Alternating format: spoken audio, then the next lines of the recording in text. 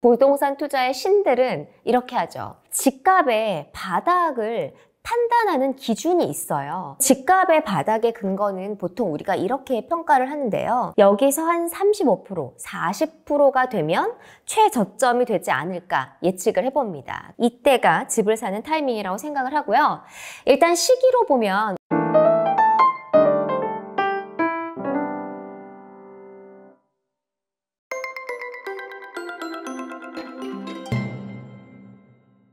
네, 여러분 안녕하세요. 부동산 미녀, 부미녀로 활동하고 있는 연진입니다.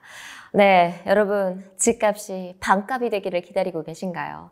아마 상승기에 집을 마련하지 못하는 이제 무주택자 분들께서는 이제 집값이 떨어지기 시작을 했다. 반값이 되기를 기다리고 있다. 내가 바닥이 됐을 때 그때 집을 사겠다. 이렇게 기다리고 계실 텐데요.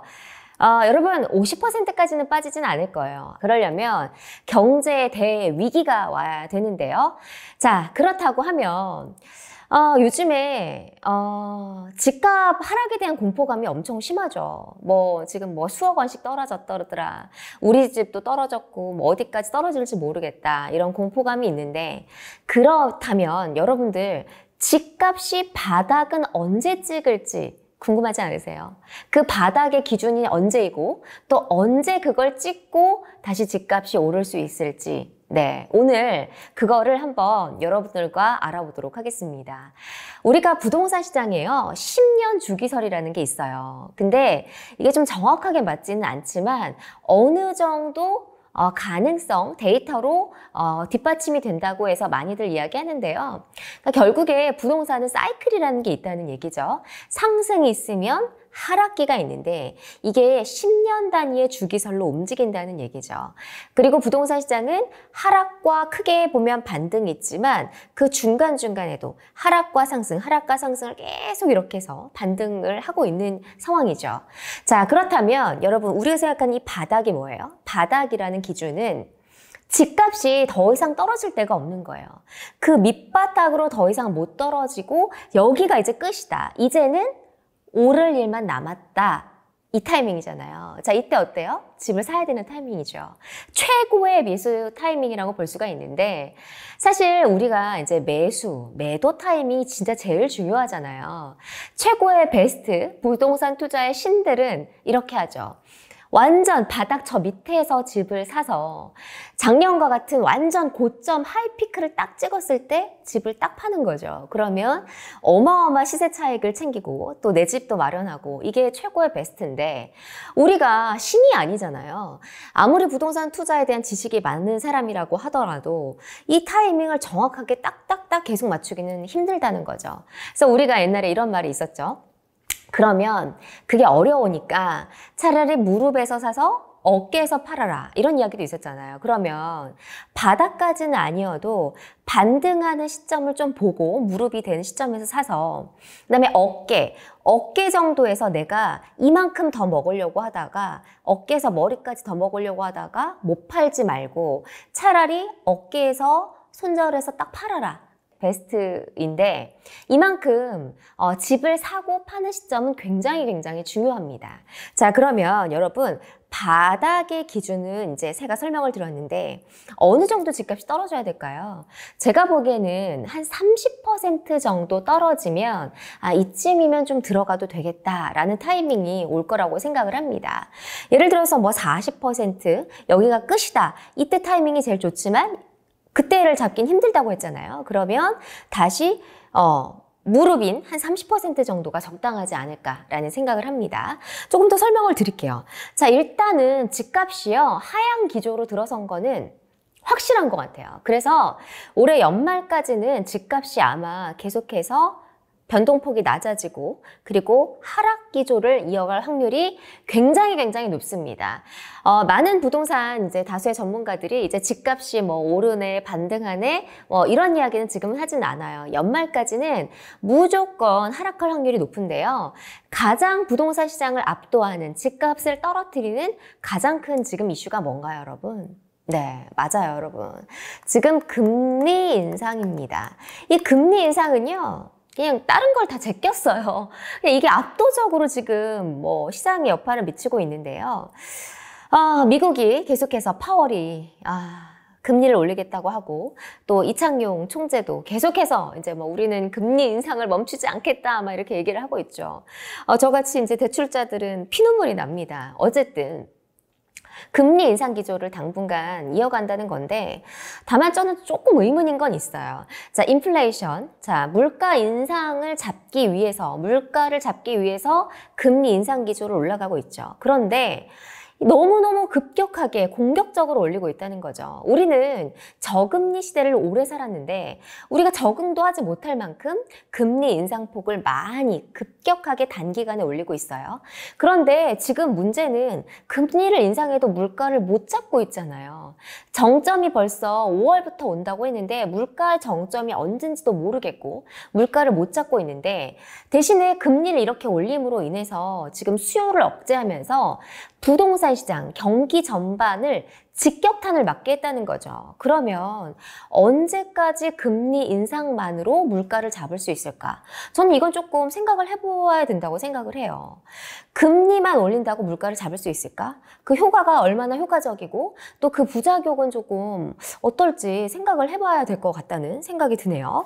어쨌든 다시 얘기를 돌아오면, 그러면 집값이 어쨌든 금리 인상의 여파를 받고 있어서 연말까지는 무조건 하락할 기조가 높은데, 다만 내년 상반기 여름이 되면 좀 조금 달라질 수 있다고 봐요.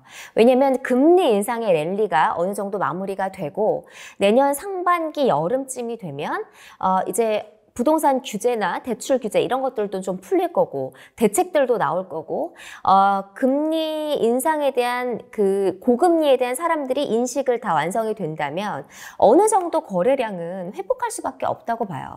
지금처럼 이렇게까지 뭐 초초 거래 절벽이 뭐 9개월 넘게 이어지는 상황이 이어지진 않을 것 같고, 내년 상반기가 어쨌든 약간 되게 중요한 기점이 될 텐데, 이때가 돼서도 만약에 집값이 떨어진다고 하면 그때는 조금 다시 생각을 해봐야 됩니다. 그러면 결국에는 장기 침체로 갈 확률이 굉장히 높은 거예요.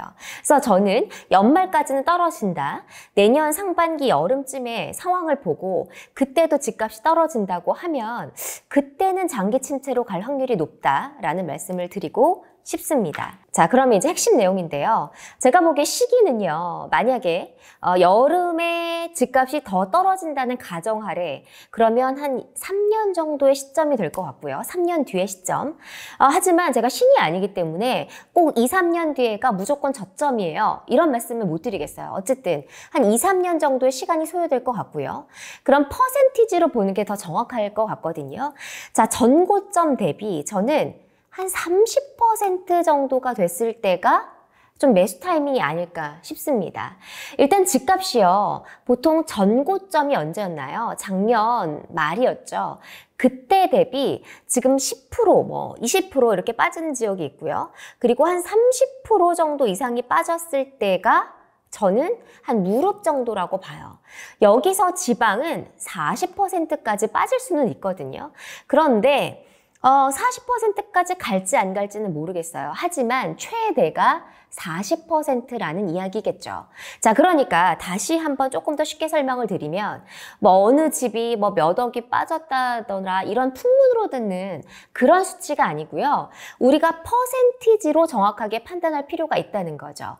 퍼센티지로 보면 고점에 대비해서 30% 정도가 집값이 바닥인 무릎인 정도 시점이 될 거고, 여기서 한 35%, 40%가 되면 최저점이 되지 않을까 예측을 해봅니다. 그리고 50%까지는 가진 않을 거고요. 그리고 지금 10%, 뭐 15% 이렇게 빠진 시점에서는 사람들이 집을 사지 않으려고 하겠죠.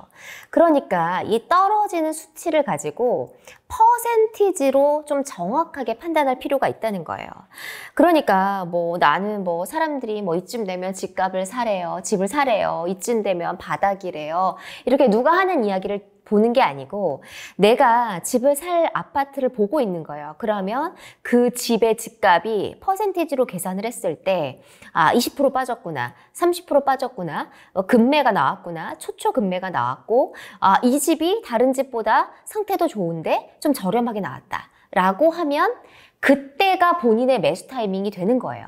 그러니까 풍문으로 누가 이거를 사네 마네 이렇게 해서 그냥 그렇게 자의적으로 판단해서 집값의 바닥의 시점을 판단하는 게 옳지 않다는 거죠. 네, 그리고 지금 보면 또 집값의 바닥을 판단하는 기준이 있어요. 자, 우리가 바닥의 시점에서 집을 사는 이유가 뭐예요, 여러분? 바닥에서 사는 이유는 이제 반등하기만을 남았기 때문에 그때 바닥에 사는 거잖아요. 그래서 집값의 바닥의 근거는 보통 우리가 이렇게 평가를 하는데요. 여기를 보시면 전세가율이나 전세값으로 판등을 많이 해요. 그러니까 집값이 이제 바닥을 찍고 전세값이나 전세가율이 오르고 있다.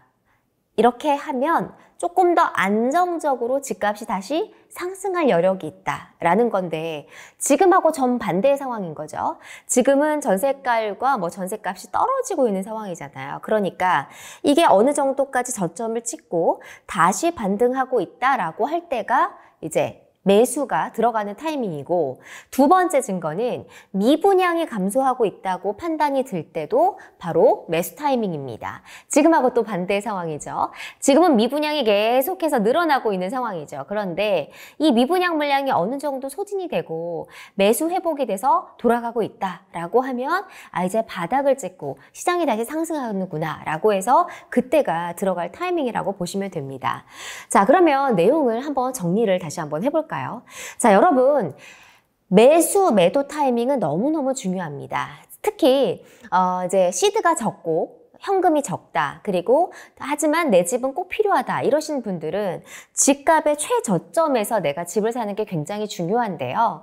그러면 그 기준의 근거는 퍼센티지로 판단을 하면 한 30% 정도 빠졌을 때 내가 이렇게 째려보고 있는 아파트, 사려는 아파트가 30% 정도 집값이 빠졌고 금매가 나왔고 컨디션이 좋고 이곳이 인프라도 좋고 교통이나 입지도 좋다라고 하면 저는 그때는 내 집 마련에 들어가도 된다고 생각을 합니다.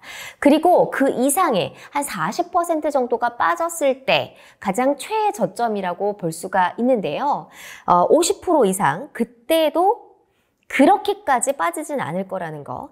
예를 들어서 이제 IMF 그리고 서브프라임이 터졌을 때도 이 50%까지 빠지진 않았고요. 그리고 이때도 그게 다 끝났을 때는 다시 저점을 찍고 반등하는 모습을 보였거든요.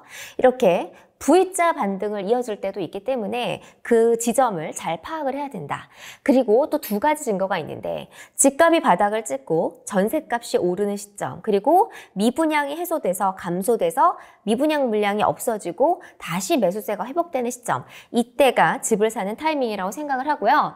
일단 시기로 보면 올해 이제 연말까지는 집값이 계속해서 하락을 할 거고요.